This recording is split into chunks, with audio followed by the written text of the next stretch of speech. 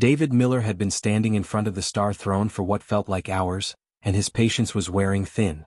The massive chamber of the Galactic Council Museum echoed with the sounds of alien languages, most of them mocking him. His reflection stared back at him from the polished obsidian floor, and he looked as tired as he felt. 3 days. 3 entire days he had spent trying to explain his discovery to these alien scientists, and not one of them had taken him seriously. They looked at him the way you might look at a child who insists they can fly. Polite dismissal mixed with barely hidden amusement. The Star Throne itself was beautiful in a cold, ancient way. It rose from the floor like a piece of frozen lightning, all sharp angles and smooth curves that seemed to shift when you looked at them from different directions. The metal was unlike anything found in modern times, a dark silver that seemed to drink in the light rather than reflect it. According to the museum's records, it had been sitting here, completely inactive, for longer than most civilizations had existed. Ambassador Kelran stepped forward, his crystalline body catching the light and splitting it into rainbow patterns across the walls. He was tall, easily 8 feet, and his 4 eyes could look in different directions at once. Right now, all 4 were focused on David with obvious amusement. The human thinks he understands progenitor engineering, Kelran announced to the gathered crowd of delegates and scientists. His voice had a musical quality, like wind chimes in a storm.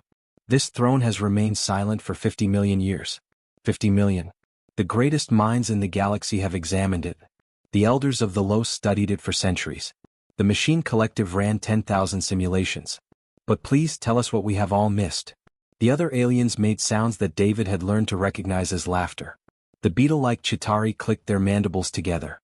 The floating gas beings called the wisps pulsed with color. Even the normally serious stone folk rumbled with what might have been humor. David felt his face grow hot. Karen Brooks, his colleague and one of the few other humans in the museum that day, grabbed his arm. He could feel her fingers digging in, a clear warning. "David, don't do this," she whispered urgently. "You're just going to make it worse. Let's go back to the hotel and review the data again." But something inside David snapped. Maybe it was the jet lag from traveling across half the galaxy. Maybe it was the frustration of being treated like a fool when he knew he was right.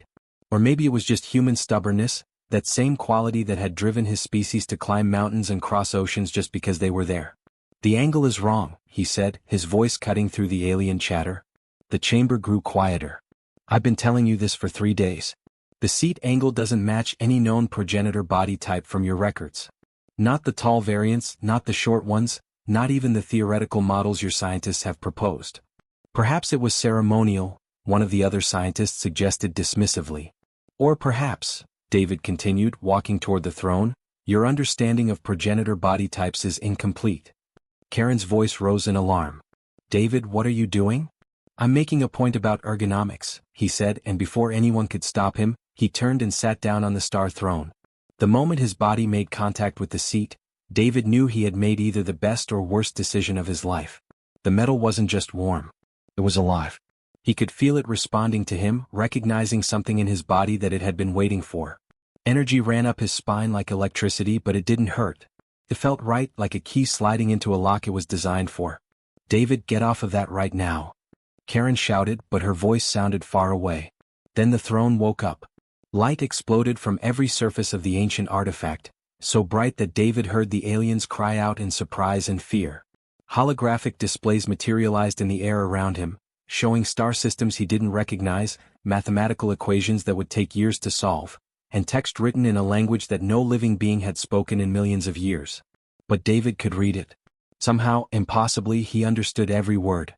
The throne was speaking directly into his mind, bypassing his eyes and ears entirely. Information flooded into his brain faster than thought, filling spaces he didn't know were empty. Coordinates, warning messages, technical specifications for technologies that modern science thought was impossible. And underneath it all, repeating over and over like an alarm bell, was a single phrase that made his blood run cold. "The silence is breaking. The silence is breaking. The silence is breaking." David tried to stand, tried to pull away from the flood of information, but his body wouldn't respond. Energy crackled across the throne's surface, spreading out in patterns that looked almost like circuitry. The entire chamber was lit up like the inside of a star, and the aliens who had been laughing at him moments before were now scrambling backward in panic. He could feel his consciousness starting to slip away, overwhelmed by the sheer amount of data being forced into his human brain. His last clear thought was that he had been right about the throne. He had been right about everything. The last thing he heard before darkness took him was Karen screaming his name, her voice raw with terror and disbelief. Then the world went away, and David Miller fell into dreams filled with dying stars and ancient warnings. The moment David's consciousness began to fade, the entire museum erupted into chaos. The Star Throne was alive in a way that defied everything the galaxy scientists thought they knew. Streams of golden light shot out from its surface, creating three-dimensional maps that filled the air above it. Star systems rotated slowly in the holographic display, some of them marked with symbols that pulsed red like warning lights. But it wasn't just pretty pictures. Data was scrolling past at incredible speeds, written in a language that looked like it had been carved from mathematics and poetry combined. The symbols twisted and flowed like living things, and not a single being in that room could read them. Not the elders who claimed to have studied dead languages for 1,000 years. Not the machine collective's representatives, whose computerized brains could process 1,000,000 calculations per second. No one. The museum's security system didn't know what to make of it either. Ancient alarms that hadn't sounded in centuries began wailing. Heavy blast doors started sliding shut with a grinding sound that made everyone's teeth hurt. Red emergency lights bathed everything in an ominous glow. Weapon system activated, someone shouted in panic. David wasn't sure who. His eyes were still open, but he wasn't really seeing the room anymore. He was seeing something else entirely. Something vast and old and terrifying. The alien delegates scattered like leaves in a storm. Ambassador Kelrin, who had been so smug just minutes before, was backing away from the throne with all four of his eyes wide with fear. The Chitauri were clicking frantically, trying to reach the exits before the blast doors sealed. The wisps simply vanished, teleporting away to safety. Karen hadn't run. She was still standing there, her hand outstretched toward David even though she was too far away to reach him. "David," she screamed over the alarms. "David, can you hear me? Get off the throne." But David couldn't move. His body was locked in place, every muscle rigid. His eyes had taken on a strange, distant look, like he was watching something happening 1,000,000 miles away. Information was pouring into his brain faster than should have been possible, and somehow, impossibly, his mind was absorbing it.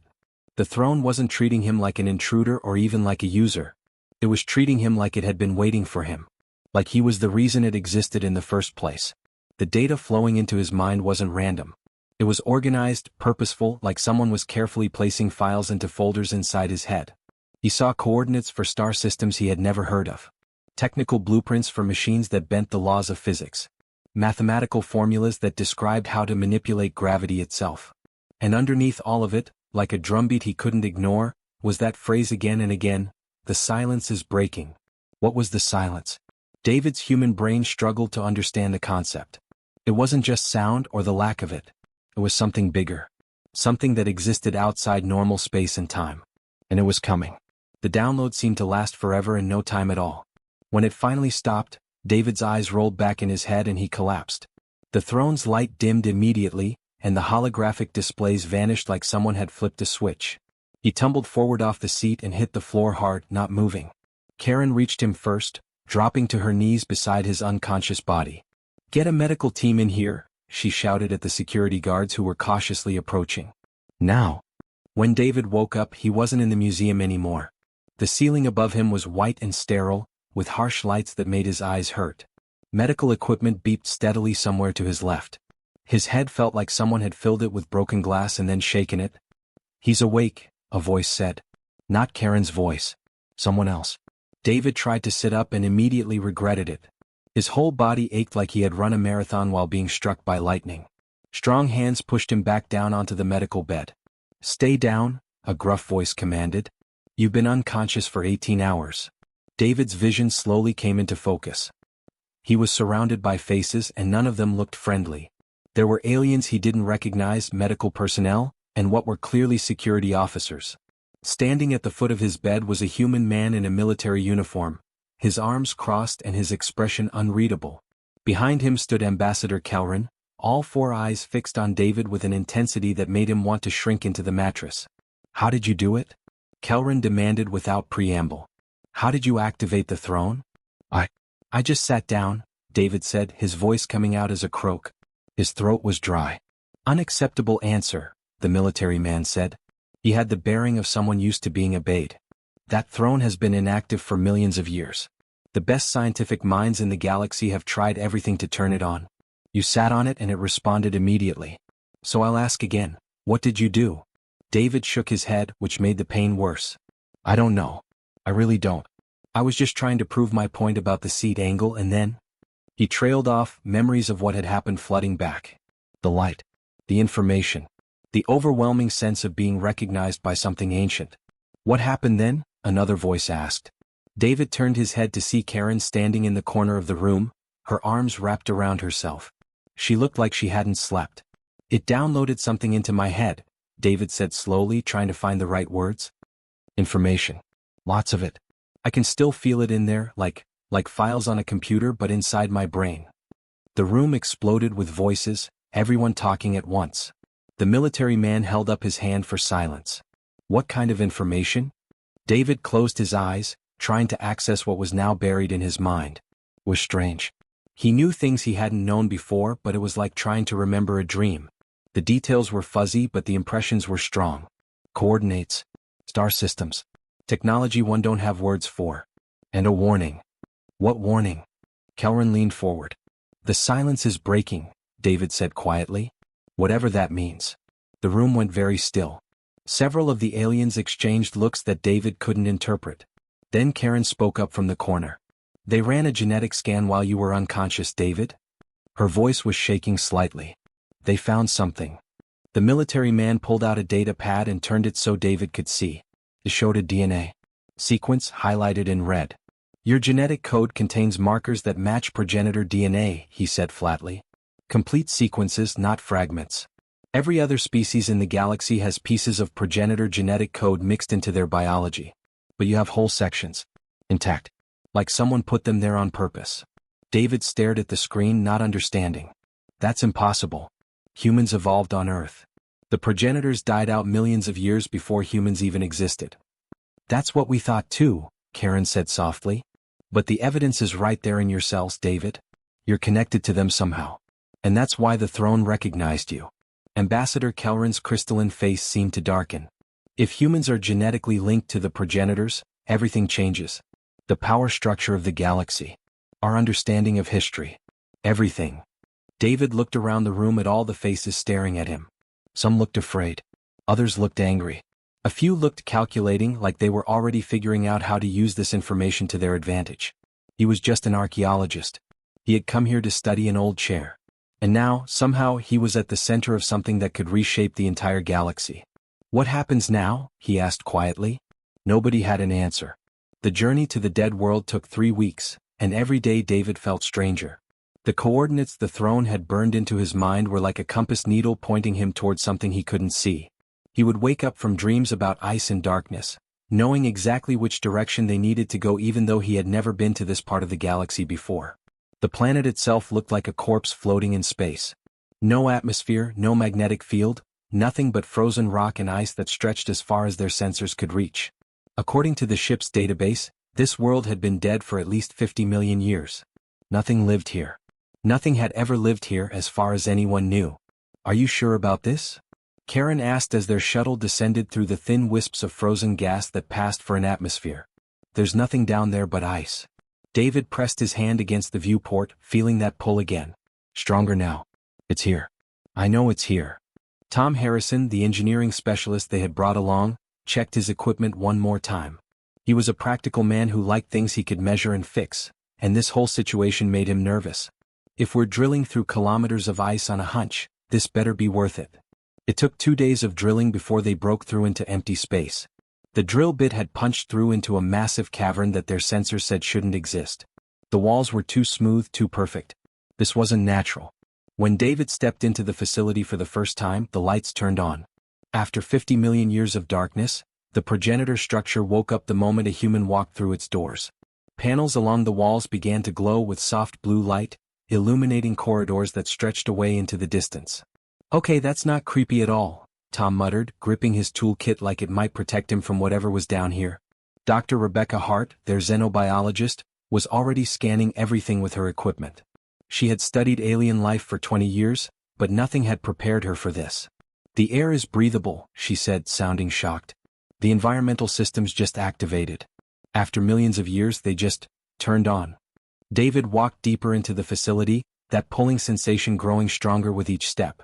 He could feel the building responding to him, recognizing him the same way the throne had. Doors opened before he reached them. Corridors lit up to guide his path. It was like the entire structure had been waiting for someone like him to arrive. They found the central chamber an hour later.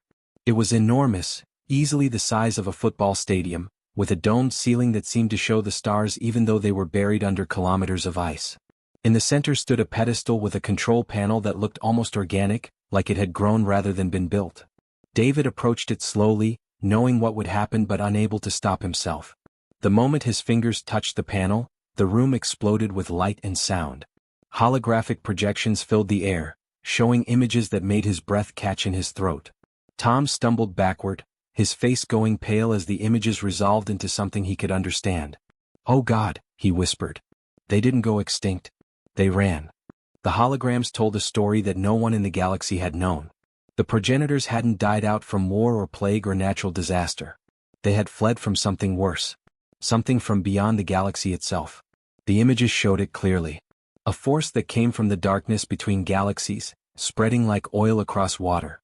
Wherever it touched, reality itself began to break down. Stars didn't explode. They just stopped existing. Planets didn't crumble. They were unmade, erased from existence as if they had never been there at all. "The silence," David said softly, the name coming to him from the knowledge buried in his mind. That's what they called it. Rebecca was recording everything, her hands shaking as she tried to document what they were seeing. "It's not destroying things.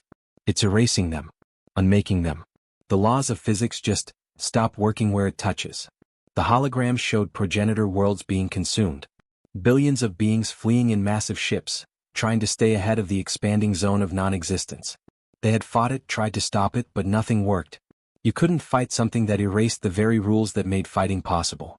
So they ran. And they left something behind. David moved to another section of the chamber, drawn by that invisible pull.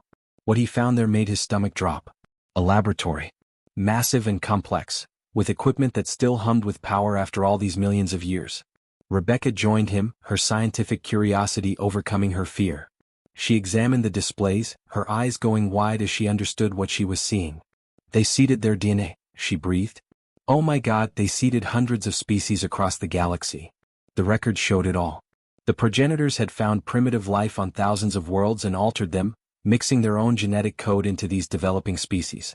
They had hoped that natural evolution would do the rest, that eventually one of these species would develop the complete genetic sequence needed to activate their technology. Most species only got fragments, David realized, understanding flooding through him. Little pieces scattered through their DNA. But humans got it all, Tom finished, staring at the genetic maps displayed in the hologram. Earth was isolated, far from progenitor space. The genetic code had millions of years to develop without interference. Rebecca pulled up more data, her face grim. They weren't trying to create heirs. They were creating tools. Biological keys. The facility had more to show them. David found himself drawn to the deepest chamber, where another hologram waited. This one showed a network spanning the entire galaxy.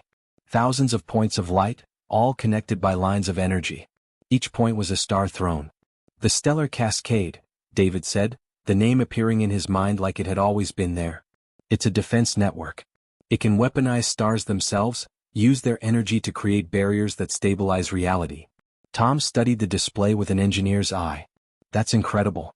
If you could coordinate the output of thousands of stars, create synchronized pulses of energy, you could reinforce the fabric of space itself." But the final hologram made everyone go silent. It showed what was required to activate the network. A living conduit. Someone with complete progenitor genetics linking all the thrones together, channeling the power of stars through their own mind and body. The projection was very clear about what would happen. The energy would burn through neural pathways faster than any biological system could heal. The process would destroy the conduit's mind, possibly killing them outright. At best, they would be left as an empty shell. "It's a suicide switch," Karen said quietly from behind them. She had been silent until now, just watching and listening. "They built a suicide switch into human DNA." David stared at the hologram, feeling cold. The progenitors had created humanity for one purpose: to be living weapons. Biological triggers for a defense system that required sacrifice to activate. Tom sat down heavily on the floor, running his hands through his hair. We're not descendants or heirs. We're ammunition. They designed us to be used up and thrown away. Rebecca's voice was barely a whisper. And if the silence is really coming back, then that's exactly what they expect us to do. David looked at his hands, at the genetic code flowing through his veins that had been deliberately placed there millions of years ago by beings who knew they were creating something that would have to die to fulfill its purpose. Somewhere out there, beyond the rim of the galaxy, the silence was breaking through. And humanity had been designed from the ground up to stop it, no matter the cost. The question was, would they? The emergency session of the Galactic Council was supposed to be orderly. It wasn't. The moment David finished presenting what they had found in the progenitor facility, the chamber erupted into shouting matches in a dozen different languages. Translators struggled to keep up as delegates screamed at each other across the circular room. Ambassador Helen Porter, Earth's representative to the Council, stood at her podium trying to restore order. She was a veteran diplomat who had navigated countless political storms, but nothing had prepared her for this. Please, if we could just discuss this calmly. Discuss. Ambassador Kelrin's voice cut through the chaos like a blade. His crystalline form seemed to vibrate with anger. There is nothing to discuss. Humanity now controls access to progenitor technology. This cannot be allowed to stand. General Paul Mitchell, the highest-ranking Earth military officer present, was on his feet immediately. He was a big man with steel-gray hair and a face that had seen too many battles. Allowed? We didn't ask for this. We didn't choose to have this genetic code. Nevertheless, you have it, Kelrin continued, his four eyes sweeping across the human delegation. And we propose a solution. Genetic extraction. We take samples from humans and splice the necessary codes into species more suitable for such responsibility. The room went dead silent. Every human present understood exactly what Kelrin was suggesting. You want to experiment on us? General Mitchell's voice was dangerously quiet. Cut us open and harvest our DNA like we're some kind of crop? We prefer the term genetic sampling, one of the Chitauri scientists offered helpfully. Karen, sitting behind David in the observer section, grabbed his arm. They're talking about using humans as lab rats, she whispered, her face pale. The council fractured before their eyes. Some species supported Kelrin's proposal, seeing humans as a convenient resource. Others argued that humanity should be given control of the progenitor network, seeing them as the key to galactic survival. A third faction, led by some of the younger species, suggested that humans were too dangerous and should be quarantined on Earth until the crisis passed. No one, David noticed, was treating humans like equals. They were either tools to be used, threats to be contained, or children to be protected. But never partners. Ambassador Porter tried again. Perhaps we could form a joint task force. The child species does not dictate terms, another delegate interrupted. 15 years in the council does not earn you a voice in galactic survival. David felt something shift in his mind during that moment. A pressure building behind his eyes.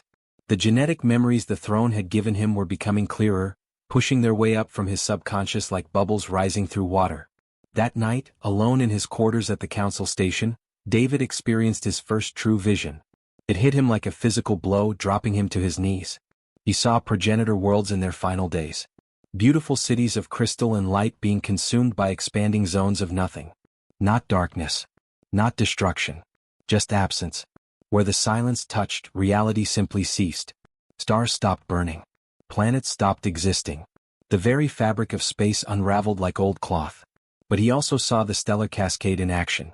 Thousands of stars across the galaxy pulsing in perfect synchronization, their combined energy weaving a barrier of stabilized spacetime.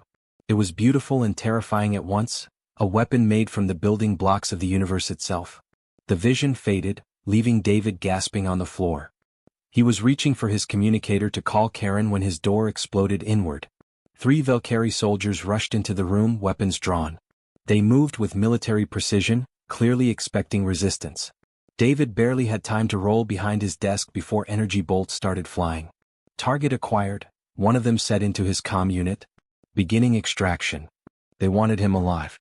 That was the only thing that saved David's life. If they had been trying to kill him, he would have died in the first 3 seconds. Instead, they tried to surround him, to stun him and drag him away for genetic sampling. They didn't count on Karen having stationed Earth security outside his room. Captain Jennifer Morgan burst through the door with 4 soldiers, and the small quarters became a war zone. Energy weapons lit up the walls. Furniture exploded. David crawled under the bed, covering his head as the firefight raged above him. When it was over, 2 of the Valkyrie were dead and 1 was wounded. Captain Morgan had a burn across her shoulder, but she was already calling for medical teams and reinforcements. "They were going to take you," she said, helping David to his feet. "Cut you open and see what makes you tick." General Mitchell arrived 20 minutes later, his face grim. "This is just the beginning.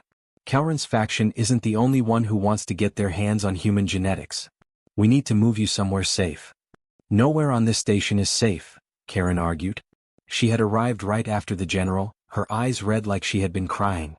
"Half the council sees us as test subjects now." That's when Tyler Ross appeared. David had never met him before, but the young man moved through the secured corridor like he owned it, nodding to guards who seemed to recognize him. "I can get you out," Tyler said without introduction. He was from one of the Mars colonies, with the lean build of someone who had grown up in low gravity. "I've got a ship docked in the civilian section. We leave in 10 minutes. "Who are you?" General Mitchell demanded. "Someone trying to help." Tyler's eyes found David's. "And someone like you." David felt it then. That same pulling sensation he had felt from the throne and the progenitor facility. But this time it was coming from Tyler. "You've got the genetic code too." "Had it my whole life apparently. Started getting dreams about a week ago." Tyler looked around at the armed soldiers. "And I'm not the only one. There are thousands of us, David. Maybe more. All over human space people are waking up. Getting visions. Understanding things they shouldn't know." Rebecca, who had been quiet until now, spoke up from the doorway. "The silence is getting closer. That's what's triggering the genetic activation. It's like an alarm system built into human DNA." Tyler nodded. "The closer it gets, the more of us wake up. Some people are handling it better than others. But we're all feeling the call." David's blood ran cold. The progenitors didn't just create one conduit. They created an entire species of them. "Because one person couldn't power the whole network," Tom Harrison said, understanding dawning on his face. "You'd need thousands. Tens of thousands all linked together."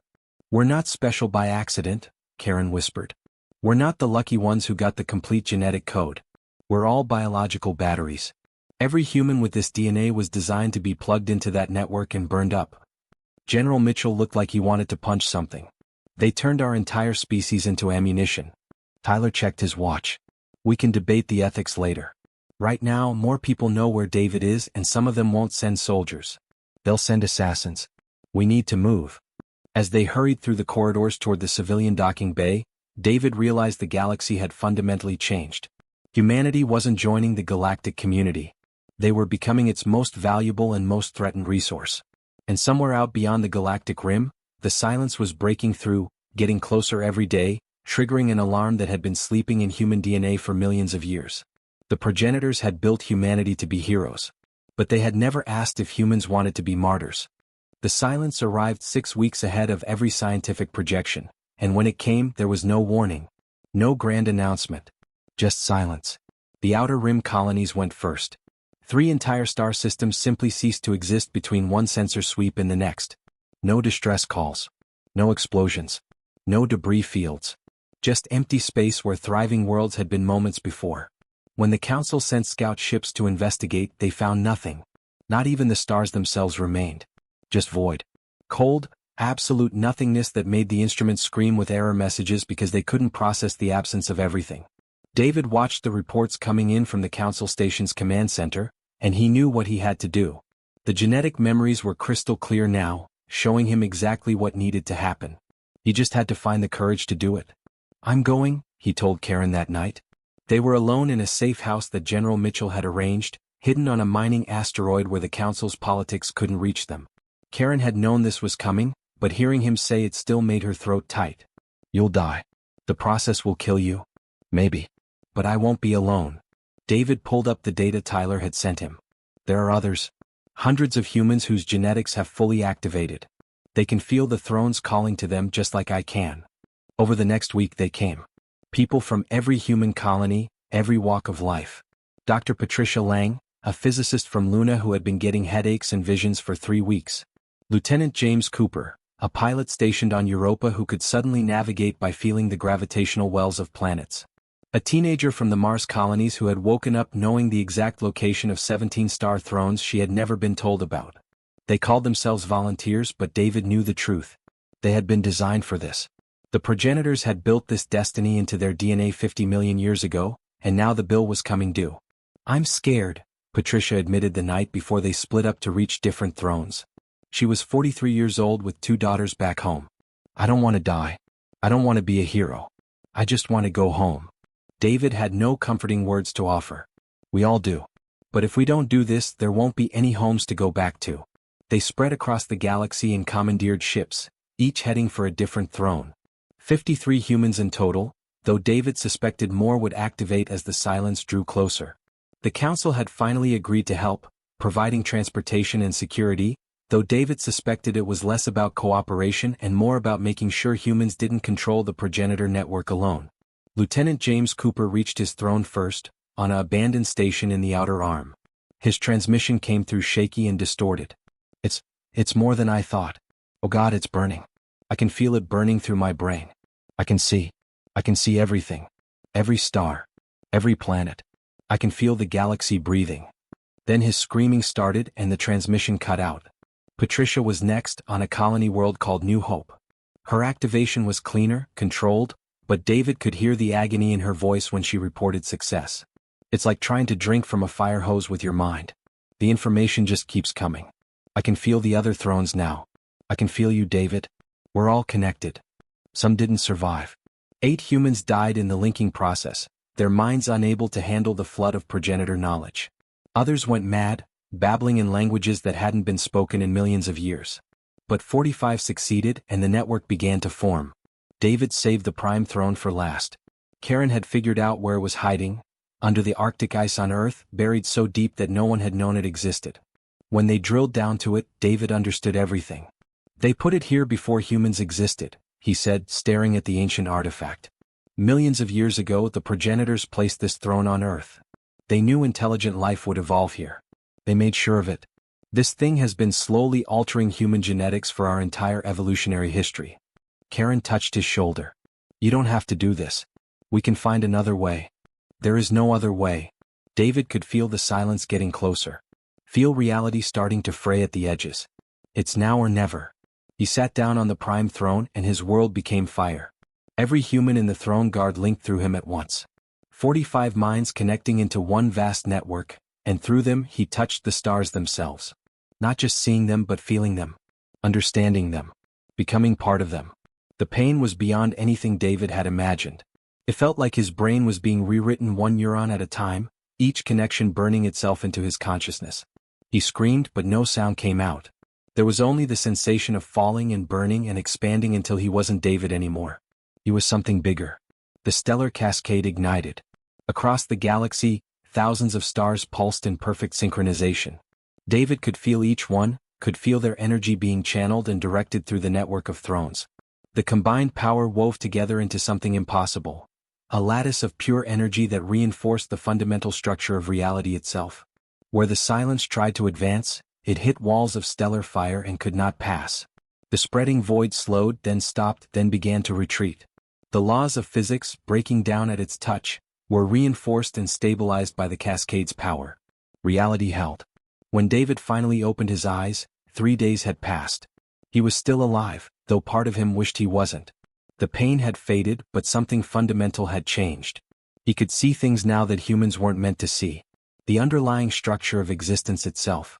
The mathematical framework that held reality together. He saw the world the way the progenitors had seen it.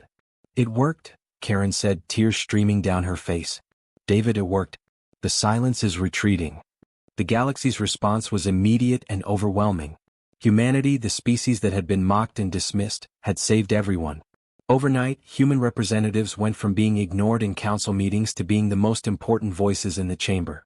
But 3 months later, David sensed something that made his blood run cold. More humans were activating. Not just dozens or hundreds.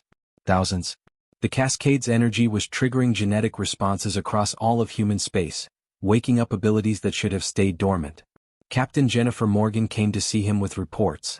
"We're tracking new activations every day. Most of them are benign. People gaining knowledge, understanding progenitor technology. But some. She hesitated. Some are different, David. They're not content to be guardians. They want more. David pulled up the mental map he could now access, seeing every activated human as a point of light in his consciousness. Most felt warm, protective. But a few felt cold. Hungry. They had tasted power and they wanted more of it. The progenitors made a mistake, he said quietly. They created a species capable of controlling stars. But they never asked what those people would do with that power once the threat was gone. On a distant mining colony, a woman named Christine Walsh sat on a newly discovered throne and smiled. She could feel the stars responding to her thoughts, bending to her will. She had been nobody before. A miner. Barely scraping by. But now she could touch suns. And she had plans. The galaxy had been saved from the silence. But a new question was emerging, one that nobody wanted to ask out loud. Who would save the galaxy from humanity?